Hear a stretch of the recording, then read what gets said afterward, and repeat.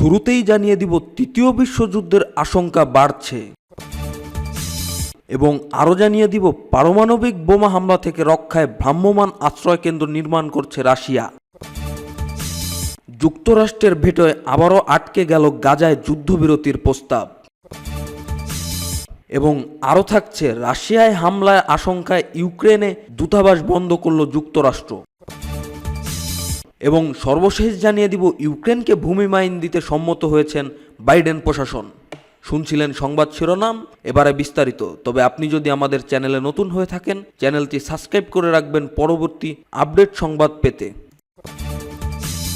Ukraine যুদ্ধের সহস্রতম দিন পার হলেও বন্ধের কোনো ইঙ্গিত পাওয়া যাচ্ছে না। এমনকি যুক্তরাষ্ট্রের ডোনাল্ড ট্রাম্প ক্ষমতায় আসার পর যুদ্ধ বন্ধ হবে এমন আশা দেখা গিয়েছিল, কিন্তু তিনি ক্ষমতা গ্রহণের 2 মাস আগে প্রেসিডেন্ট জো বাইডেন মার্কিন ক্ষেপণাস্ত্র ব্যবহার করে রাশিয়ায় হামলা চালানোর অনুমতি দেওয়ার পর সেই আশাও ফিকে হয়ে যাচ্ছে। এবার প্রেসিডেন্ট বাইডেন ইউক্রেনকে মনুষ্যবিহীন মাইন সরবরাহ করার অনুমতি দিয়েছেন।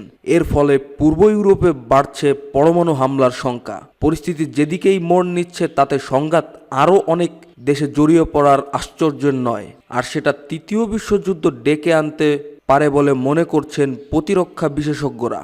রাশিয়ায় মার্কিন ক্ষেপণাস্ত্র আর্মি ট্যাকটিক্যাল মিসাইল সিস্টেম দিয়ে হামলা চালিয়েছে ইউক্রেন। এতে তেমন হতাহতের ঘটনা না ঘটলেও এই হামলায় উত্তেজনা ছড়িয়েছে, কারণ এর আগে মার্কিন অস্ত্র দিয়ে রাশিয়ার হামলায় ঘটনা ঘটেনি, বরং ইউক্রেনে বারবার অনুরোধ সত্ত্বেও যুক্তরাষ্ট্র সহ পশ্চিমা বিশ্ব সেই অনুমতি দেয়নি। কিন্তু যুক্তরাষ্ট্রের ডোনাল্ড ট্রাম্প প্রেসিডেন্ট নির্বাচিত হওয়ার পর বিদায়ী প্রেসিডেন্ট বাইডেন ক্ষমতার শেষ সময়ে এসে সেই অনুমতি দিয়ে যুদ্ধের উত্তেজনা আরও বাড়িয়ে দিয়েছেন বলে মনে করছেন বিশেষজ্ঞরা। এছাড়া তিনি ইউক্রেনকে মনুষ্যবিহীন মাইন দেওয়ার প্রস্তাবে অনুমোদন দিয়েছেন। এক মার্কিন কর্মকর্তা বার্তা সংস্থা রাইটার্সকে এই তথ্য জানিয়েছেন। তবে এই মাইন ইউক্রেনের ভেতরে ব্যবহার করতে হবে, যদিও জনসংখ্যা আধ্যুষিত এলাকায় ব্যবহার করতে পারবে না প্রেসিডেন্ট জেলেনস্কির বাহিনী।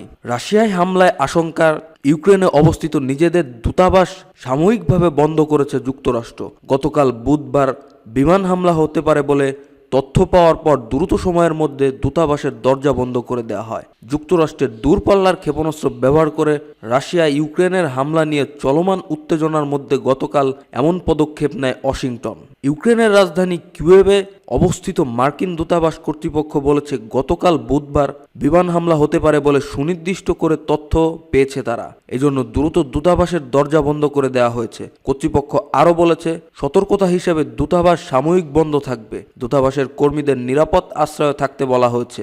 বিমান হামলা জড়িত সতর্ক সংকেত ঘোষণা করা মাত্রই নিরাপদ আশ্রয়ে সরে যাওয়ার প্রস্তুতি নিতে মার্কিন নাগরিকদের পরামর্শ দিয়েছে দূতাবাস। এদিকে যুক্তরাষ্ট্রের এই সতর্কবার্তার পরেও ন্যাটো সদস্যভুক্ত আরও 3 দেশ গ্রিস, ইটালি এবং স্পেনও তাদের দূতাবাস বন্ধ করার ঘোষণা দেয়। কয়েকবার বিমান হামলার সতর্কতা নিয়ে সাইরেন বাজানো হয়। 3টি দূতাবাসই তাদের ওয়েবসাইটে দেওয়া বিবৃতিতে বন্ধের এই কারণই উল্লেখ করেছে। ঘটনাচক্রে মঙ্গলবার ছিল রুশ ইউক্রেন যুদ্ধের সহস্রতম দিন। ওই দিন সকালে জেলেনস্কির বাহিনী আমেরিকার আর্মি ট্যাকটিক্যাল মিসাইল সিস্টেম ব্যবহার করে রাশিয়ায় হামলা চালায়। এরপরই কড়া প্রতিক্রিয়া জানিয়ে প্রত্যাঘাতের হুঁশিয়ারি দিয়েছে মস্কো। এমনকি রুশ প্রেসিডেন্ট পুতিন প্রয়োজনে পরমাণু অস্ত্র ব্যবহারের জন্য সামরিক বিধি সংশোধন করেছেন। তৃতীয় বিশ্বযুদ্ধের আশঙ্কার মধ্যে আশা জাগিয়েছে বার্তা সংস্থা রাইটার্সের একটি প্রতিবেদন। এতে দাবি করা হয়েছে 5 সাবেক ও বর্তমান রুশ কর্মকর্তা জানিয়েছেন ক্রেমলিন দ্বন্দ্ব মেটাতে রাজি হতে পারে, তবে প্রধান দুটি শর্ত রয়েছে পুতিনের। প্রথমত, যুদ্ধে অধিকৃত ইউক্রেনীয় ভূখণ্ড ছাড়বে না রাশিয়া। পাশাপাশি কিয়েভ ন্যাটোর যোগ দিতে পারবে না। বন্দী এবং ইউক্রেনে যুদ্ধরত প্রত্যেক রাশিয়ান সেনাকে বিঘ্নিতদের দেশে ফিরে আসতে হবে। শান্তি ফেরাতে আমেরিকা রাশিয়া যে কোনো ধরনের চুক্তিতে নিরপেক্ষ অবস্থানে থাকতে হবে ইউক্রেনকে।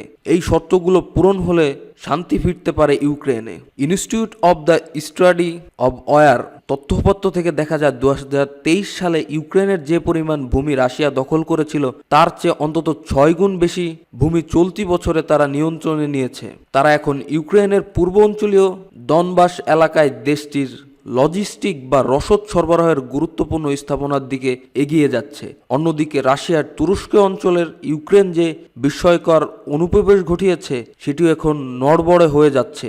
রাশিয়ান বাহিনী তাদের পেছনের দিকে যেতে বাধ্য করছে। বিশ্লেষকরা কিয়েভের এই আক্রমণ নিয়ে প্রশ্ন তুলেছেন। তারা এই পরিস্থিতিকে কৌশলগত বিপর্যয় উল্লেখ করেছেন এবং বলেছেন এর ফলে ইউক্রেন এখন লোকবল সংকটের মুখে পড়বে। পারমাণবিক বোমা হামলাজনিত শকওয়েভ ও তেজস্ক্রিয় সহ নানা ধরনের হুমকি থেকে সুরক্ষায় ভ্রাম্যমাণ বোমা আশ্রয়কেন্দ্রের নির্মাণ শুরু করেছে রাশিয়া। রাশিয়ার জরুরি বিষয়ক মন্ত্রণালয়ের গবেষণা ইনস্টিটিউট বলেছে KEUBM নামের এইসব আশ্রয়কেন্দ্র পারমাণবিক বোমা হামলা এবং অন্যান্য প্রাকৃতিক ও মানব সৃষ্টি বিপর্যয় থেকে 48 ঘন্টার জন্য সুরক্ষা দিতে পারবে। যেসব পরিস্থিতি থেকে আশ্রয়কেন্দ্রগুলো সুরক্ষা দিতে পারে সেগুলো হলো বিস্ফোরণ ও প্রচলিত অস্ত্রের আঘাত, ভবন থেকে নেমে আসা ধ্বংসস্তূপে চাপা পড়া এবং বিপজ্জনক রাসায়নিক দ্রব্য ও অগ্নিকাণ্ডের প্রভাব। KEUBM দেখতে জাহাজে পণ্য পরিবহনের ব্যবহৃত মজবুত কন্টেইনারের মতো। এর দুটি মডিউল রয়েছে, একটি কক্ষে 54 জন আশ্রয় নিতে পারবে, অন্যটি কারিগরি ব্লক হিসেবে ব্যবহারের জন্য। প্রয়োজনে একটি আশ্রয়কেন্দ্র আরও মডিউল যুক্ত করা হবে। এমন আশ্রয়কেন্দ্রের নির্মাণ কাজ শুরুর সঙ্গে বর্তমান কোনো সংকটের সম্পর্কে নেই বলে জানাচ্ছে সংশ্লিষ্ট কর্তৃপক্ষ। তবে অতি সম্প্রতি যুক্তরাষ্ট্রের প্রেসিডেন্ট জো বাইডেন ইউক্রেনকে রাশিয়ায় হামলা চালানোর ক্ষেত্রে দেশটির দেওয়া দূরপাল্লার মার্কিন ক্ষেপণাস্ত্র ব্যবহারের অনুমতি দিয়েছে। বাইডেনের এই সিদ্ধান্তে বেপরোয়া আখ্যা দিয়ে ক্রেমলিন বলেছে যদি সত্যি মার্কিন ক্ষেপণাস্ত্র দিয়ে রাশিয়ায় হামলা চালানো হয় তবে এর উপযুক্ত জবাব দেবে মস্কো। গবেষণা ইনস্টিটিউট বলেছে ভ্রাম্যমাণ এসব আশ্রয়কেন্দ্র নানাবিধ কাজের উপযোগী করে নির্মাণ করা হচ্ছে। এগুলো লোকজনকে প্রাকৃতিক বিপর্যয় ও মানবসৃষ্ট দুর্ঘটনা সহ বিভিন্ন ধরনের হুমকি থেকে সুরক্ষা দিতে পারবে। নাগরিকদের নিরাপত্তায় এটিকে এক ধাপ গুরুত্বপূর্ণ অগ্রগতি বলে উল্লেখ করেছে ইনস্টিটিউট।